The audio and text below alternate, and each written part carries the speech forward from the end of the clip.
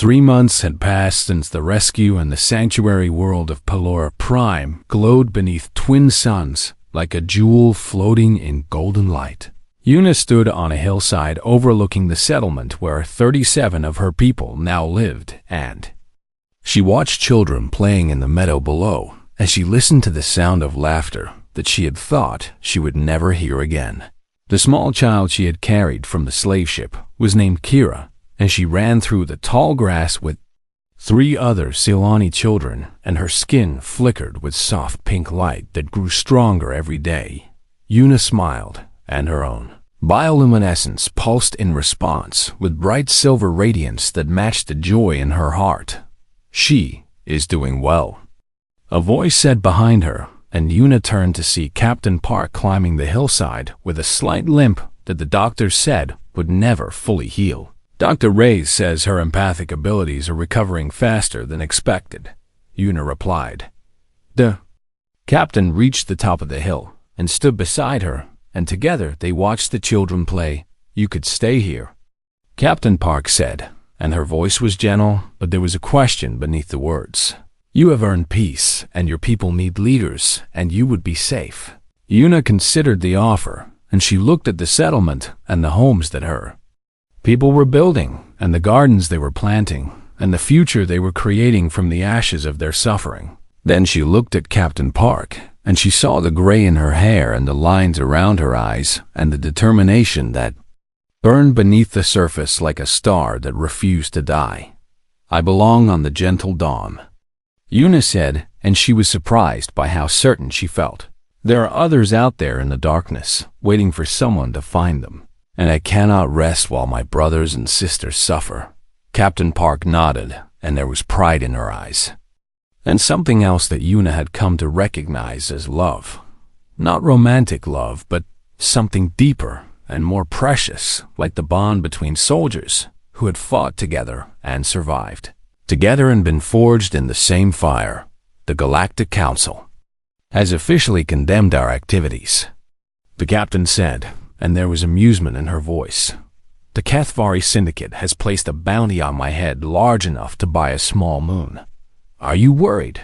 Una asked. I am flattered, the captain replied, and she laughed, and it was a good sound. They walked back down the hillside together, and they passed through the settlement, and everywhere they went Silani stopped to greet them, and to thank them and to offer food and drink and blessings. Una had become a symbol to her people, and they looked at her as proof that the darkness could be survived, and that light could return to those who had lost it. She did not feel worthy of their admiration, but she accepted it because she understood now that hope was not just for the one who felt it, but for all who witnessed it. At the landing pad, the gentle dawn waited with its hull patched and its engines humming and its crew preparing for departure. But there were other ships too. 6 other vessels had joined their cause in the past 3 months, and each one was crewed by beings who had heard the story of the human abolitionists and wanted to be part of something larger than themselves. Dr. Reyes stood beside a Morvathi ship captain comparing medical protocols, and Beho was teaching a group of young volunteers how to use the translation equipment, and everywhere Una looked, she saw the seeds of something new growing. It is becoming a network, she said with wonder in her voice. Revolutions always start small, Captain Park replied. One person decides to stand, and then another, and before you know it, the tide has turned and things that seemed impossible become inevitable.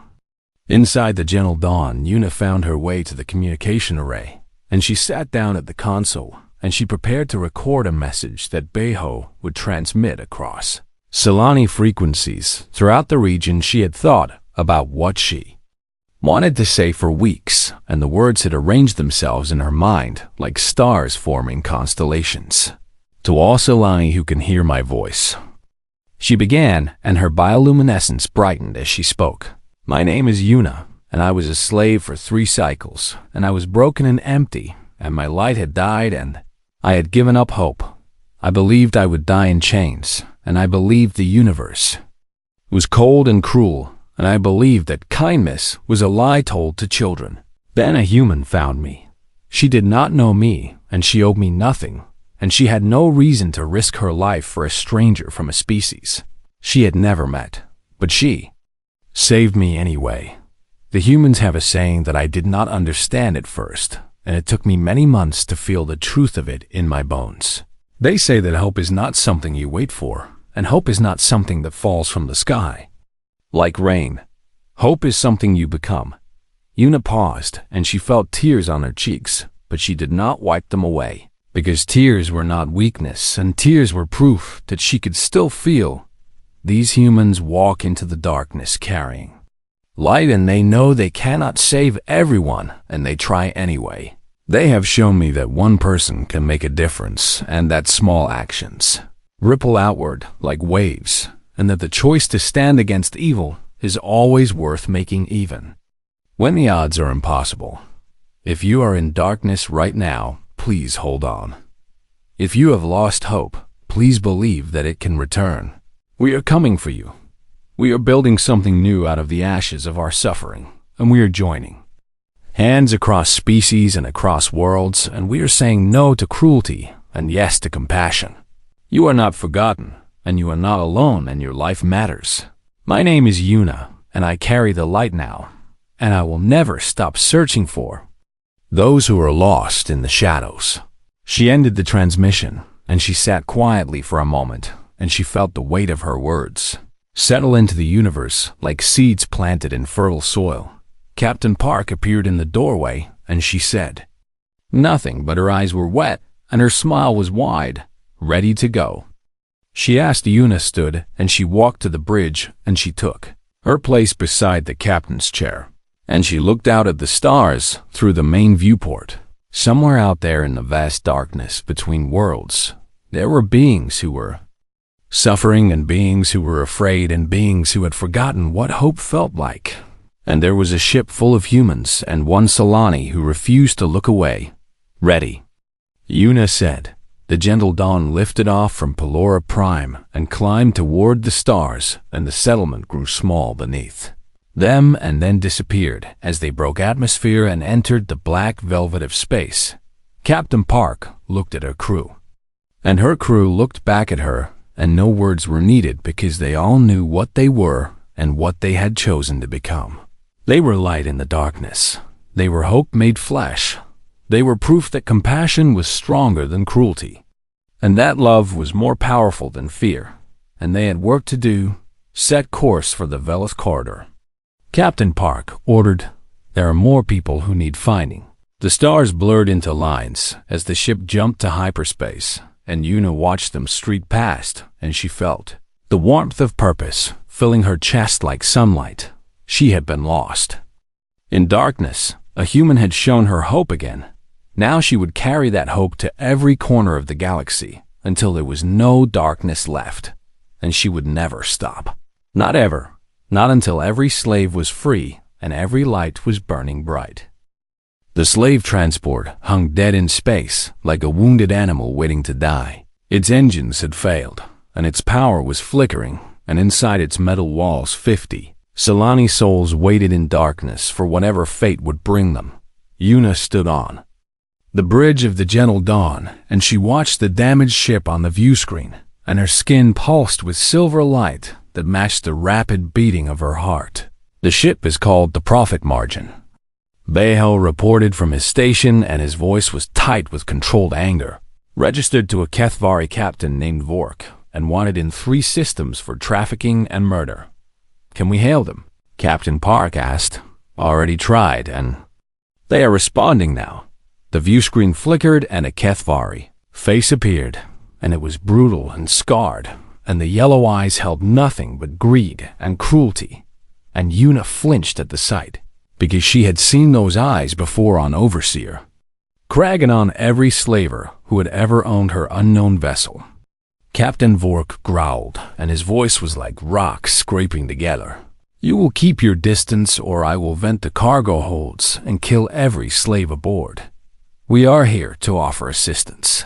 Captain Park replied, and her voice was calm and steady despite the threat. We have medical supplies, and an engineer who can repair your engines, and we ask nothing in return. Vork laughed, and it was an ugly sound. "You are human," he said, and he spat the word like a curse. "I know what humans want, and you are abolitionists, and you think you can trick me. No tricks," the captain said. "We simply want to help.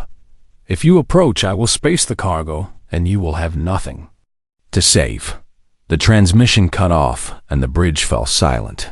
"He means it," Dr. Rhea said quietly. "Slavers would rather destroy their cargo than let abolitionists win." Una felt despair rising in her chest, but she pushed it down, because despair was what the darkness wanted, and she had lived in darkness too long to surrender to it now. "There must be a way," she said, and her voice was stronger than she expected. Captain Park studied the damaged ship on the screen, and Una could feel her mind working behind those dark eyes. "Dr. Reyes," the captain said slowly, "how would you feel about playing a merchant?" A plan took shape. Dr. Reyes would approach the profit margin in a shuttle and pose as a black market medical supplier, and he would offer to purchase injured slaves who had lost their value. And while he distracted Captain Vork, 2 other crew members would breach the hull from a blind spot and disable the venting controls. "I want to go aboard," Una said, and the words surprised even herself. Everyone turned to look at her. "I speak the language of the slavers," she continued, and the words came faster now. "I know how they think, and I know how slaves are kept, and I can find my people and lead them to safety." Captain Park shook her head. "It is too dangerous, and you have already suffered enough, and we cannot ask this of you." "You are not asking," Una said, and she met the captain's eyes. "I am offering. I was broken, and you healed me, and I was lost, and you found me, and now my people need help, and I will not hide in safety while they suffer in darkness." The captain studied her for a long moment, and Una felt the weight of that gaze like a physical pressure. "If you go aboard and something goes wrong, we may not be able to reach you in time. I understand. You could be recaptured and everything you have survived would begin again." "I understand." Captain Park nodded slowly, and something like pride flickered in her eyes. "Then we go together." The plan went wrong almost immediately. Dr. Reyes convinced Captain Vork to allow him aboard, but the slaver was suspicious and paranoid, and when the breach team began cutting through the hull, he detected the vibration and realized he had been tricked. Alarms screamed through both ships. "They are venting the holds." By-ho shouted over the communication link. Una was already running. She had memorized the layout of standard slave transports during her years of captivity, and she knew where the holds would be, and she knew there would be emergency overrides near the main junction, and she ran faster than she had ever run in her life. Captain Park ran beside her, and she moved with surprising speed for someone her age, and she carried a weapon that she had not used yet, and Una could feel her determination. Like a fire burning hot and bright, they reached the junction, and Una found the override panel, and her fingers flew across the controls, and the venting alarms stopped, and the hold sealed, and 50 Solani lives were saved in the space between heartbeats. "This way," Una said, and she led the captain deeper into the ship. The holds were dark and crowded, and the smell of fear and suffering hit Una like a wave, and for a moment she was back in her own past, surrounded by despair and hopelessness. Then Captain Park's hand touched her shoulder, and the warmth of that contact pulled her back to the present. "You are not alone," the captain said quietly. Una nodded, and she began opening the cell doors. Her people spilled out into the corridor, and they were thin and gray, and their lights had gone dim just as hers had, and they looked at her with confusion and fear. "I am Solani like you," she said in their shared language.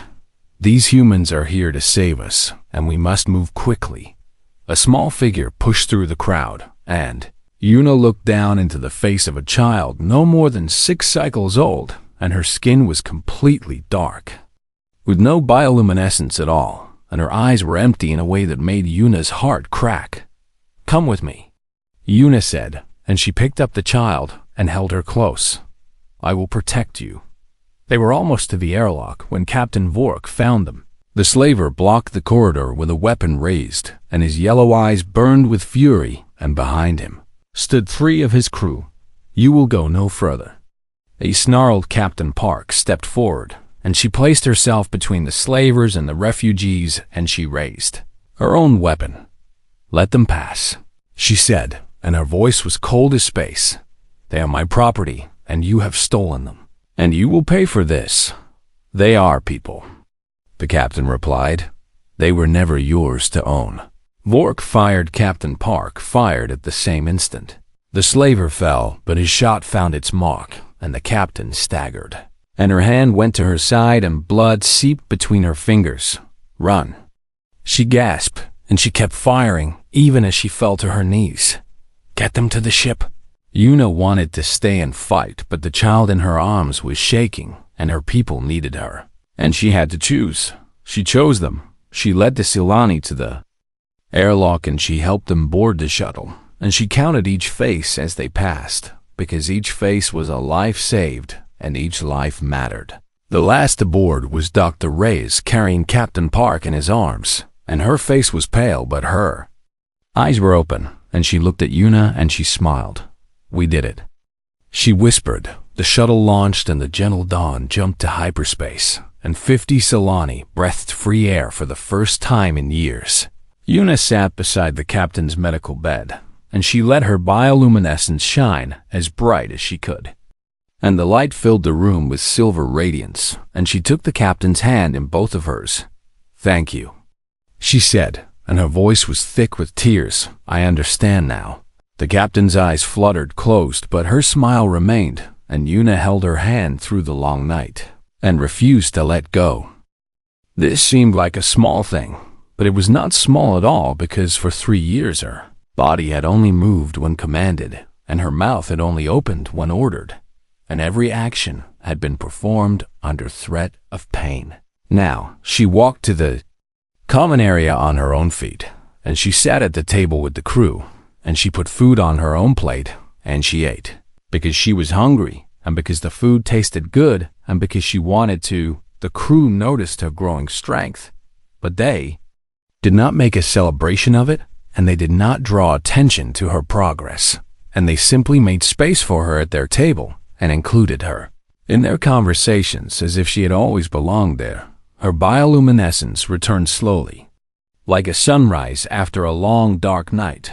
First came pale flickers across her arms when Beho made her laugh with his silly jokes, and then came soft pulses of light across her shoulders when Dr. Reyes told her she was healing well, and then came a gentle glow across her face when Captain Park smiled at her. The crew pretended not to notice, but Yuna felt their joy through her empathic senses, and their happiness at her recovery was so genuine and so pure that it made her chest ache with something she could not name. One evening Captain Park invited Yuna to the bridge, and she showed her the stars through the main viewport, and she told her about the mission of the Gentle Dawn. "We rescue people," the captain said, and her voice was matter-of-fact, like she was describing something ordinary. "The Kethvari Syndicate runs the largest slave trade in this region of space, and they take beings from dozens of worlds, and they sell them like objects. And no one stops them because no one has the power or the will." Yuna listened, and she felt the weight of the captain's words settle into her bones. "We are not a military force, and we are not wealthy, and we're just 7 people on an old ship. But we do what we can." "How?" Yuna asked, and her voice was still rough from disuse, but it was stronger now than it had been. "We intercept slave transports when we can, and we purchase slaves at auction when we cannot fight. And we bring them to sanctuary worlds where they can rebuild their lives." Captain Park pulled up a holographic display, and it showed a map of the region with dozens of small dots scattered across it. "Each dot is someone we saved," she said, and there was pride in her voice, but also sadness. "But there are so many more we could not reach." She pressed another button, and a wall panel slid open to reveal a metal surface covered in names, and Yuna realized with a cold shock that these were memorial markers. We have lost people too, the captain said quietly. Crew members who died fighting slavers and rescues that went wrong, and people we could not save in time. Some of the names on the wall were human names, and Yuna understood then that these people had died for strangers, and they had given their lives for beings they had never met and would never know. Why? Yuna asked, and the question came out before she could stop it. Captain Park turned to face her, and her dark eyes held depths that Yuna could not measure. Because someone should, she said simply, because the universe is vast and cold and full of cruelty, and if no one stands against the darkness, then the darkness wins. But you are not responsible for us, Yuna said, and she did not understand why these humans would risk everything for species not their own. No one asked you to save anyone. The captain smiled, and it was a sad smile but also a warm one. And is exactly why we must, she said. When you wait for permission to help others, you wait forever, and the suffering continues and the slavers grow rich and nothing changes. She placed her hand on the viewport and looked out at the stars. My grandmother survived a terrible war on Earth long ago, and she taught me that the only thing necessary for evil to triumph is for good people to do nothing. So we do something and it is not enough. And it will never be enough, but it is better than nothing. Yuna stood beside the captain and she looked at the stars, and she felt something shift inside her chest, like a door opening onto a room she had forgotten existed. She wanted to understand these humans, and she wanted to feel what they felt, and she wanted to be part of something larger than her own survival. Before she could speak, an alarm blared through the ship, and red lights began to flash, and Dr. Reyes rushed onto the bridge with urgency written across his face. We have picked up a distress signal, he said, and his breathing was fast. A slave transport has suffered engine failure in the Velith corridor. How many aboard? Captain Park asked, and her voice shifted immediately into command mode. Sensors show approximately 50 life signs in the cargo holds. The captain's jaw tightened, and Yuna could feel her emotions churning beneath the surface, like a storm building on the horizon. Species identification? She asked. Dr. Reyes looked at Yuna, and his expression was complicated. Silani, he said quietly. They are all Silani. Yuna felt the words hit her like a physical blow, and her skin flared with light so bright it filled the bridge with silver radiance, and her heart pounded against her ribs like a caged animal. Her people, 50 of her people trapped on a slave transport in the most dangerous region of space. Captain Park turned to face her, and there was no pity in her eyes and no condescension, and only respect and a question. This is not my decision to make alone, the captain said. You are part of this crew now, and these are your people, and I need to know what you want us to do. Yuna looked at the captain, and she looked at the stars, and she thought about the darkness she had survived, and the light she had found, and the spark of hope that had grown into something stronger. Save them, she said, and her voice did not waver. Please save them. Captain Park nodded, and her face set with determination. All hands to stations, she called out. We have a rescue to run. Yuna stood in front of that door for a long time, and she stared at the lock, and she did not understand what it meant, because slaves did not have locks, and slaves did not have privacy, and slaves did not have anything that belonged to them. The Ditonjin did not have locks, and slaves did not have privacy, and slaves did not have anything that belonged to them. Young crew member named Beho had shown her how the lock worked, and he had pressed the button and the door had clicked shut, and he had smiled at her with his strange flat teeth and said she could lock it whenever she wanted. Whenever she wanted. The concept made no sense. She locked the door 17 times that first night, and each time she expected someone to override it and burst in and punish her for thinking she could keep anyone out, but no one came, and the lock held, and she was alone with her own breath and her own heartbeat. The cabin was small but clean, and it had a bed with soft blankets and a washing area. with warm water and a window that showed the stars sliding past in the blackness of space. Yuna sat on the floor, in the corner, because the bed felt too soft and too strange, and corners were safe because nothing could approach from behind. She did not sleep. The next morning, a gentle knock came at her door, and a voice said that food was ready in the common area if she wanted to eat, and the voice did not command, and the voice did not threaten, and the voice simply offered. She did not go. An hour later, another knock came, and the voice said that food had been left outside her door, and she could take it whenever she was ready, and there was no rush and no expectation. Yuna waited until she heard footsteps walk away, and then she cracked the door open and looked both ways and saw no one watching, and grabbed the tray and pulled it inside and locked the door again. The food was warm and colorful, and it smelled like things she had forgotten existed, and her hand shook as she lifted the first bite to her mouth. It tasted like her mother's cooking. She ate everything, and then she cried again, and she did not understand why kindness hurt more than cruelty. Ever had days passed, and Yuna began to learn the rhythms of the ship called the Gentle Dawn. There were 7 crew members, and they were all the same species, and they called themselves humans, and they came from a world called Earth that was very far away in a part of the galaxy she had never heard of.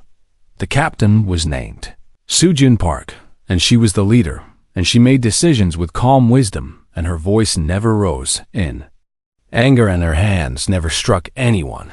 The medical officer was named Mateo Reyes, and he was a tall man with kind eyes and gentle hands, and he asked permission before he touched her, and he explained everything he was doing, and he stopped when she flinched. Dr. Reyes treated her injuries slowly over many sessions, and he put medicine on her scars, and he fixed the damage from the neural compliance shocks that had been used to control her, and he never once made her feel like a burden. "You are healing well," he told her one day, and his voice was warm like sunlight through clouds. Yuna did not respond because she still could not find her voice, but she looked at him, and she saw that his eyes were wet, and she felt his emotions through her empathic senses. He was sad for her. He was sad about what had been done to her. This human who had never met her before felt pain because she had suffered. The concept was so foreign that her mind struggled to accept it. Beiho was the youngest crew member, and he had been assigned to help her learn their language, and he was patient and cheerful, and he laughed easily, and his laugh was like music. He taught her simple words first. Hello meant greeting. Thank you meant gratitude. Safe meant no danger. When Yuna said the word safe for the first time, her voice cracked because she had not used it in so long, and the sound came out rough and broken like stones grinding together. Beiho's eyes filled with tears, and he did not hide them, and he did not pretend to be strong, and he simply let the tears fall down his cheeks. "That is beautiful," he said, and his voice was thick with emotion.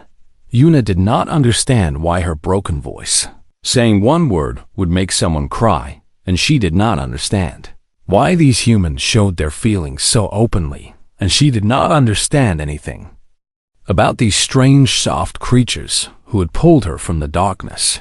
One night, she woke screaming from a nightmare. In the dream, she was back on the processing station, and Overseer Crag was reaching for her with his rough hands, and his yellow eyes were full of cruel pleasure, and she could not run, and she could not hide, and she could not escape. She screamed, and she waited for the punishment that always came when slaves made noise at night, and she curled into a ball and covered her head with her arms. The punishment did not come. Instead, she heard soft footsteps in the corridor outside her door, and then silence, and then a voice. "I am here," Captain Park said through the door, and she did not try to open it, and she did not demand entry, and she simply sat down in the hallway outside. "I will stay until morning," the captain continued, and her voice was calm and steady, and Yuna could hear her settling against the wall. "You are not alone anymore." Yuna pressed her back against the door, and she felt the captain's presence on the other side, and she felt the warmth of another living being who wanted nothing from her except to Offer comfort. The captain began to hum a soft melody, and the tune was unlike anything Yuna had ever heard, and it rose and fell like waves on a shore she had never seen, and it wrapped around her fear like gentle arms.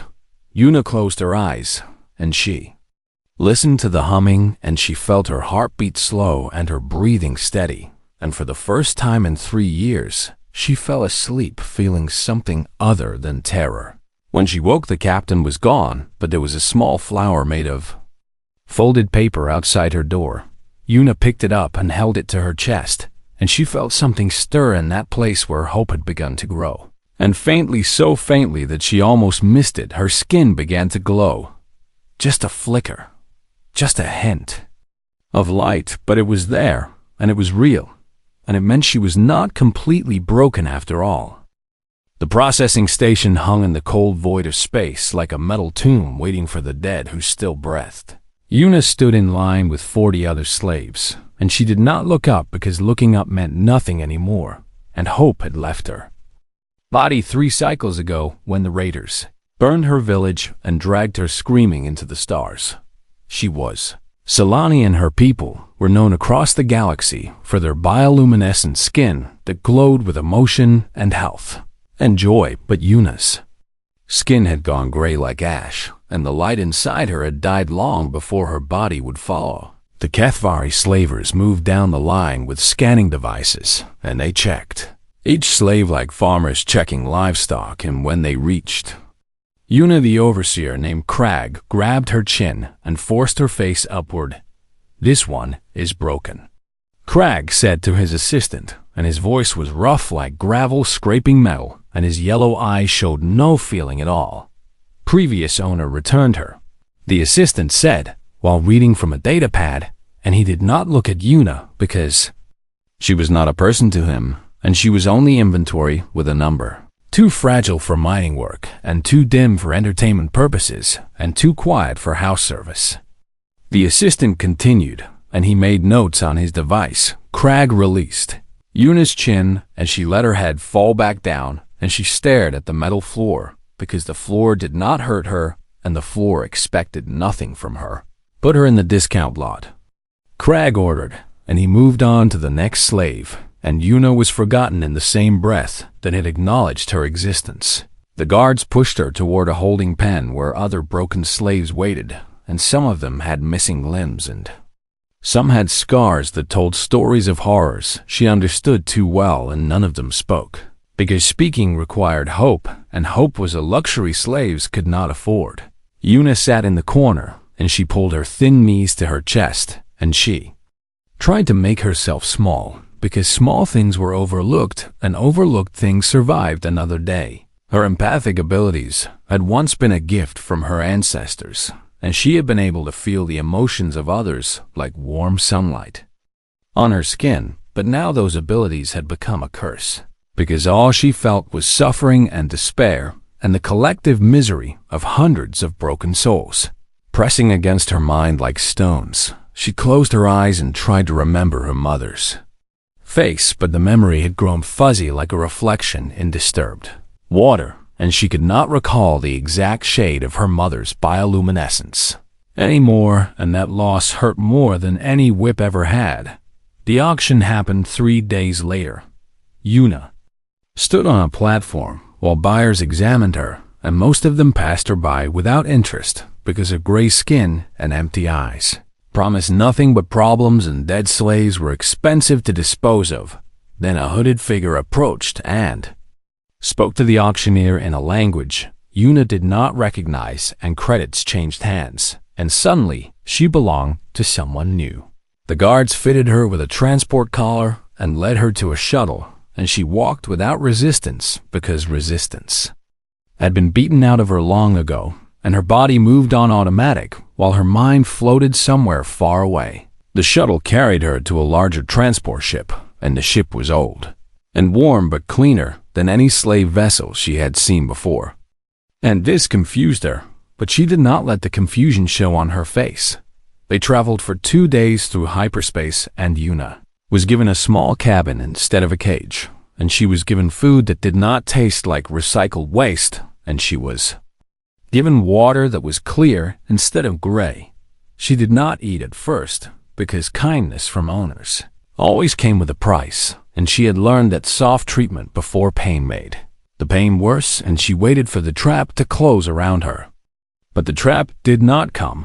On the second day, the transport docked with another vessel, and the vibration of the connection hummed through the walls, and Yuna felt her heart beat faster with fear, because new places meant new dangers and new owners, meant learning new rules and new punishments.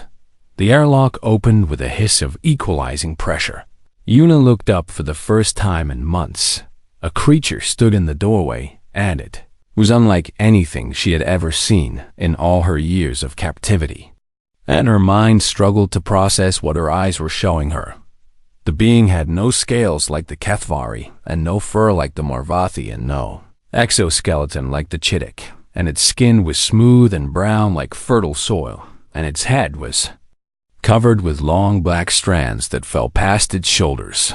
Two eyes looked at her, and they faced forward like a predator's eyes, but they held no hunger and no cruelty, and they were dark and deep like pools of still water. The creature spoke, and its voice was soft, and the words meant nothing to Yuna, but the tone wrapped around her like a blanket. She had forgotten existed another being appeared beside the first, and this one had lighter skin and short dark hair, and it held a small device that it pressed, and suddenly the first creature's words became sounds Yuna could understand. "Welcome aboard the Gentle Dawn," the translation said, and the soft-voiced creature's mouth moved, slightly out of sync with the words, but the meaning was clear. "My name is Sujin Park, and I am the captain of this ship, and you are safe now."